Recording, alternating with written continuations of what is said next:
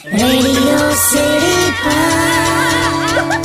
Joke Studio, Joke Studio, Joke Studio. નમસ્કાર મારા વાલા ગુજરાતીઓ, રેડિયો સિટી જોક સ્ટુડિયોમાં આપનું સ્વાગત છે. કિશોર કાકા, રક્ષાબંધન પછી આપણે આજે જ મળ્યા યાર. કેવી રહી રક્ષાબંધન? એક તહેવાર પતે ને એટલે કેટલાય વખત સુધી કોઈની પાસે છૂટા પૈસા હોતા જ નથી. ત્રાસ છે યાર. લે આ ચોકલેટો ખા. હવલા ચોકલેટો આલવાની લા, તમે આવું મુઠ્ઠી ભરીને ચોકલેટો લઈને ફરો? નથી પણ કોઈની પાસે છૂટા જ નથી. શું કરવાનું? નાના હતા ને ત્યારે પરચુરણ લઈને ચોકલેટ ખાવા જતા હતા, અને હવે પરચુરણ ના હોવાના લીધે ચોકલેટ ખાવી પડે. કંટાળ્યો લા હું તો યાર. હું તો સરકારને નિવેદન કરું છું કે એક છે ને 99 રૂપિયાની પણ એક નોટ કાઢો યાર. તો શું યાર, આ ચોકલેટો નહીં ખવાતી હવે. અને પાછું તહેવાર હોય એટલે બધી જ પ્રકારની કરન્સી નોટ હોય હા ઘરમાં. જે પગે લાગે એને આપવી પડે ને. કમ્પલસરી.